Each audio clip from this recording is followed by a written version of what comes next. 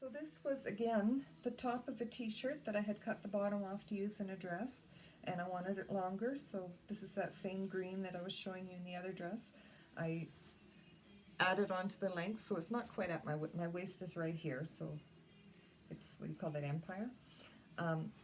There's a front placket here that was left over from, I used the rest of this shirt for a ruffle on that red when I was showing you. So it unbuttons if you wanted to wear it undone over a pair of leggings or something. It does unbutton right from the waist down. And then I just took scraps from other things and a few extra shirts and made a ruffle. This was a lady's blouse that had some yellow daisies embroidered on it. And I try and utilize all that. You know, when I find a blouse with some embroidery or a pair of pants with embroidery, I'm tickled because it adds interest to the garment then. It's not a ruffle, it's just a band of denim along the bottom. And I was showing you the other skirt. It's the same fabrics. I did them at the same time, but I ran out of denim. I've done some patches with denim flat felled seam. I think this one has a little surprise here too. Well, here's another patches and a label off of that one says Missimo Supply Company, authentic since 1987.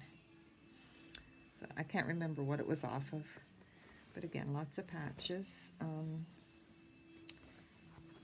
Some more patches, and I just kind of, you know, freehand stitch over them, and then once they're washed they fray. There's a little bee. I had done 2 bees for that other dress I showed you, and I didn't know which one to use on it, so this was a leftover, so I put him on here. Here's a pocket I sewed on off of a green shirt. If there's pockets on shirts, sometimes I'll just leave them. Here's more patches, and another label says Erica and Company, and a piece of that flat felled seam again. You can see how nice it is. Once it's washed, it starts fraying, and that's just the flat felled seam that I cut off a shirt. Here's a man's shirt. I just left the pocket on. Sometimes removing the pocket, you'll get a little hole, and so if I can utilize it where it is, I do. So there's lots of nice little surprises on this. This says Relic. That's off of a man's shirt, and then I sewed it on 3 different raw edge patches and just sewed it in the middle. And the reason I put that there is because the seam didn't want to lay down, and this one was kind of funky, so I just grabbed the patch and made it a design feature. This is a pocket off of this shirt. So that pulls that color that's in the skirt now up onto the top. It balances things out. And I always wanted, I was going to say you always want to do that, but I always want to do that because I want to move color from, I don't want color just stuck in one place. I want to move it around the garment so it keeps the eye traveling and makes it look more coordinated. So there's probably lots I didn't show you. There's lots of little patches on the back. This is a denim flat felled seam. This was just a scrap I had, and I thought, oh, I'm going to serge that and just pleat it. And so I pleated it as I sewed it on, and then where I had stitched it, I just put the flat felled denim seam, and then I ran it up, and then I put another one on the back running down, just to add that little bit of, I think it was this one that I used up there.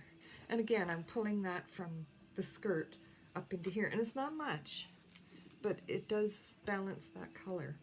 And I just serged it and then pleated it as I was sewing it on, and then put the denim. So it's really fun to do these garments. I sell these dresses for $169, and there's a lot of fabric. So they're good twirling skirts, because there's a lot of I'll hold it up. I have leggings on, so I'm not worried about holding it up. I'm still not pulling it out as much as it would go, but you can see how full the skirt is. And I use my ruffler for gathering those ruffles. This is just patchwork. I just sewed it together and put it in there, the same with this, just to lengthen it. So that's that one. And then I've got one on the go here, done in reds and blacks. That, well, I showed you already. I've run out of ruffles, so it's going to be the same style. Excuse me, my phone is ringing. I'm not going to answer that. That's a telemarketer. So this dress will be the same style as the one I'm wearing once I'm finished, and I'll start. You can see how like plain it is at the top, but once I start bringing all these fabrics up into the top, it's going to balance it out like this one, and I'll put some labels and stuff on it. And this one's even fuller than the one I'm wearing. It's really full. And this was a blouse, and it had tabs on the sides, and when I took the buttons off, there was holes. So before I lost track of those holes, I just grabbed some scraps and sewed them on, and then I darned it on the inside. They were just little tiny holes from the buttons. But sometimes they'll mark a garment with little holes so they know where to sew things.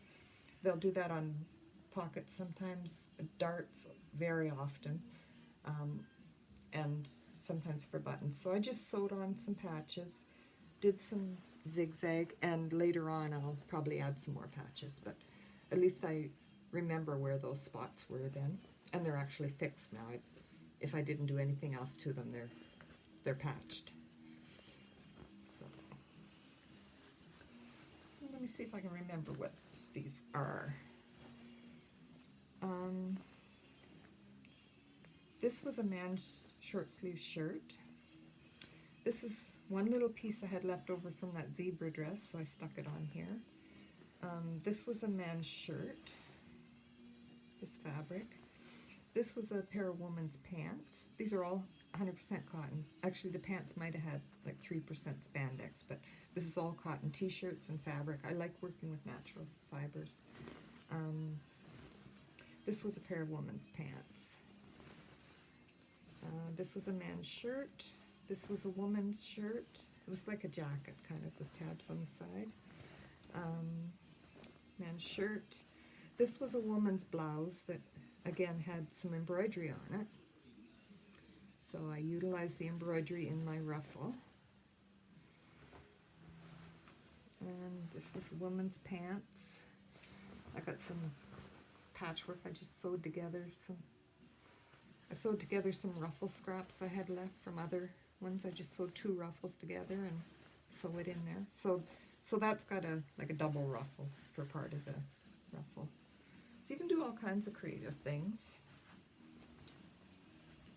To continue working on this dress, I'm going to take a break right now, but when I come back, I'm going to continue working on this blue dress and add some pockets to it and start doing some patches, and I don't know yet if I'm going to put an embroidery on it or not, but I just kind of make it up as I'm going along. And I'm sorry you can't see my face here. Yeah, I just make things up as I go along and try to use everything. I do throw out some scraps. My original thoughts were just to get a pillowcase, an old pillowcase, and put all my scraps in there, and when it's full, sew it up and take it to the pet shelter. I used to do that with my quilting scraps, but as you can see, I'm very crowded in this bedroom, so I just decided for now I'm just going to throw out those scraps. I'm pretty proud of what I do use and what I do keep out of the landfill, and make some beautiful garments that people just love, and I love. They're so comfortable. This dress would fit like a medium right up to, like it's quite large, as you can see. Like I can fold it over. So it would fit a large, maybe an extra large. I have the measurement, well actually this one's not on my Etsy yet either. It will be. So I'll do the measurements of it and put it on Etsy. So again, you know, you can get your own labels and make them, I'm sorry, it's backwards. And then, you know, you can sew it anywhere you want. I could have put this right here, and it's advertising my business, but it's adding some interest and some decoration. But I try to use every label that I take off of anything, except for the size labels. I don't tend to use those. But any label that has text on it, because text always looks nice on a garment. Doesn't matter what it says, it always looks nice. So I try and use them and add some interest. So I'll be back. Thanks.